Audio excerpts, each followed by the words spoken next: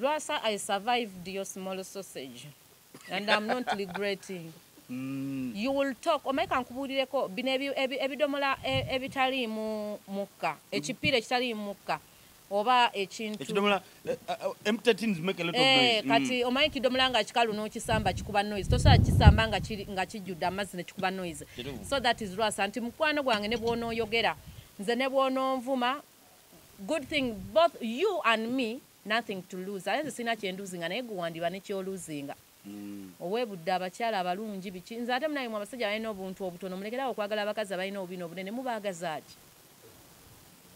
Why are you looking for the big ass when you don't have a sausage emala? Toyina zolomboka emala kazolomboka konna. So I'm not regretting Lwaasa kintu kyonna. Era wakola bulungi n'onneesonyiwa nze nsobola okuba nga wampita nti malaaya ate naye wali olamuza.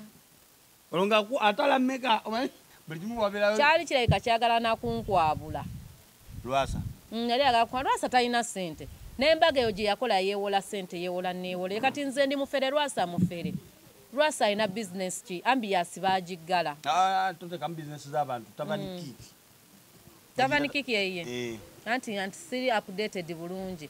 Naye nga ye Lwaasa akola mulimu ki? Lwaasa businessman. Business ki? Where me too, I come from Masaka. Business chi jakola. Business chi. Owning a business. Eye motoka Lwaasa. Jaina.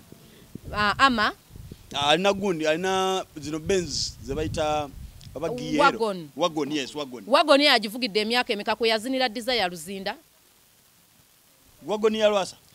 Desire Luzinda njagala okebera ebifaananyi bye kwe yali. N'abatanzi. Buli mwala we Kampala yonna amuziniddeko eyo mmotoka. Kiki ekirala kyabazinirako?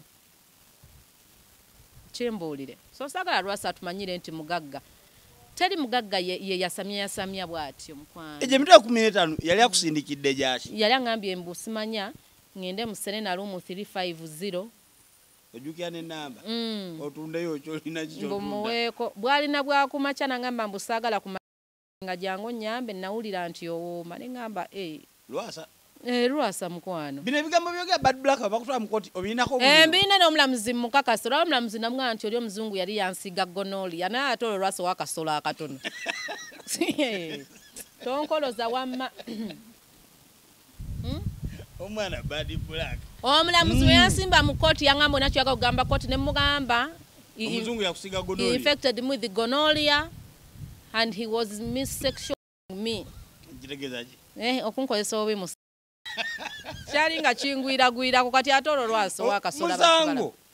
Akasolera omulamuzi nkamujjawo ne mugamba but my lord, your lord worship. What is this doing in Uganda? What is this doing in Uganda?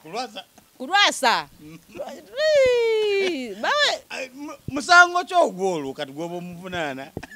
Kati ye Lwaasa nga tannayagala kuntwala mu kooti. Nsooka ne mutwala mu kooti ya East Africa lwakubeera n'akasolo katono bw'obusolo bubeera ku basajja bazungu. Era nze omuntu Lwaasa muzungu wanaawe kyo ekisajja ky'e Masaka ewaffe gye tuva. Olaba Lwaasa anywa ne kuluudu. Nina ekifaananyi Lwaasa yafusiba ku babusa alina kyayisa nawe bakasagazi nange yesimye alina libido. Ekigambo wakitereezezza bad black. Alina libido. Luli waliwo kiyita labido. Comments z'abantu zonna zali zigamba bad black libido. Labido kye ki?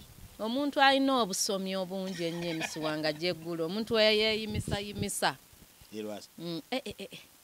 Lwaasa aleka ne mwatunula ku mbwa amala.